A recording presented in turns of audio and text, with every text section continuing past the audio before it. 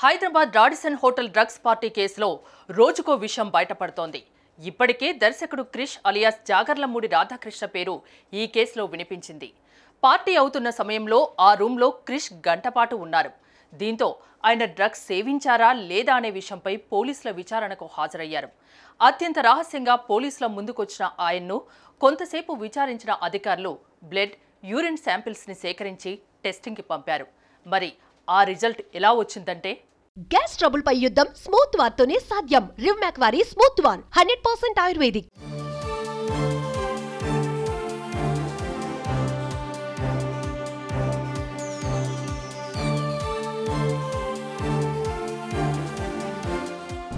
గత నెల 24న గచ్చిబౌలిలోని రాడిసన్ హోటల్లో మత్తు పదార్థాలతో పార్టీ చేసుకున్నారు వివేకానంద, అతని స్నేహితులు నిర్భయ్, కేదార్.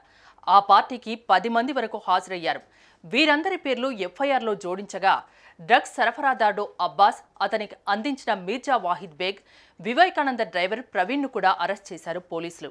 అయితే ఈ పార్టీకి క్రిష్ కూడా అటెండ్ అయ్యారని తెలియడంతో పోలీసులు ఆయన పేరును కూడా ఎఫ్ఐఆర్లో చేర్చారు. ఈ విషయం వెలుగులోకి రాగానే క్రిష్ అజ్ఞాతంలోకి వెళ్లారు. ఈ వార్తలు ఆయన వరకు వెళ్లడంతో తాను ముంబైలో ఉన్నట్లు ప్రకటించారు. అలాగే పోలీసుల విచారణకు కూడా హాజరై తన శాంపిల్స్ ఇచ్చారు.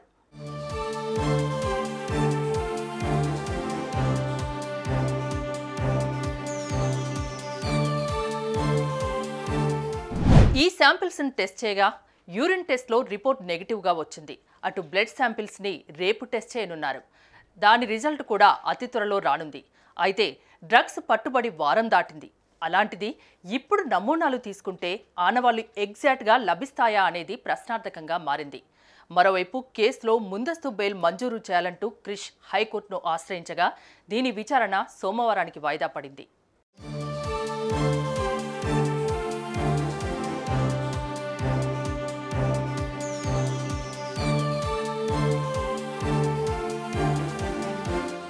ఇప్పటి వరకు ఈ కేసులో 14 మంది ప్రమేయం ఉన్నట్లు తెలుస్తోంది. ఈ కేసులో వినిపించిన లిషి, సందీప్, శ్వేత, నీల్ ఇంకా పోలీసుల విచారణకు హాజరు కాలేదు. శ్వేత గోవాలో, సందీప్ కర్ణాటకలో ఉన్నట్లు అనుమానిస్తున్నారు పోలీసులు.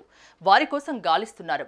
సమయం గడిచే కొద్దీ మూత్ర విశ్లేషణలో డ్రగ్స్ ఆనవాళ్లు ఉండవనే కారణంతోనే నిందితులు కాలయాపన చేస్తున్నారనే అనుమానాలు వ్యక్తమవుతున్నాయి.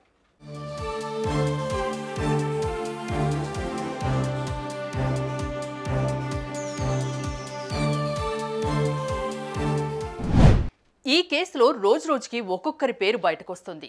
క్రిష్ పేరు వినగానే చాలా మంది షాక్ అయ్యారు. కానీ క్రిష్ మాత్రం క్లారిటీ ఇచ్చారు.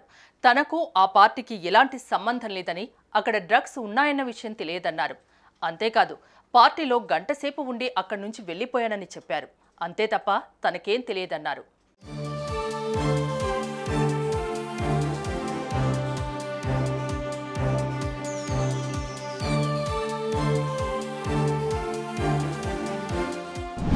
దీంతో ఇప్పుడు ఈ కేసులో ఇన్వాల్వ్ అయిన వారిని లాగుతున్నారు పోలీసులు. తప్పించుకు తిరుగుతున్న వారి కోసం గాలిస్తున్నారు. పార్టీలో పాల్గొన్న వారు డ్రగ్స్ తీసుకున్నారో లేదో కానీ ఎక్కడ శాంపిల్స్ ఇస్తే దొరికిపోతామో అన్న భయంలో ఉన్నారు. అందుకే ఎక్కడెక్కడో తిరుగుతున్నారు.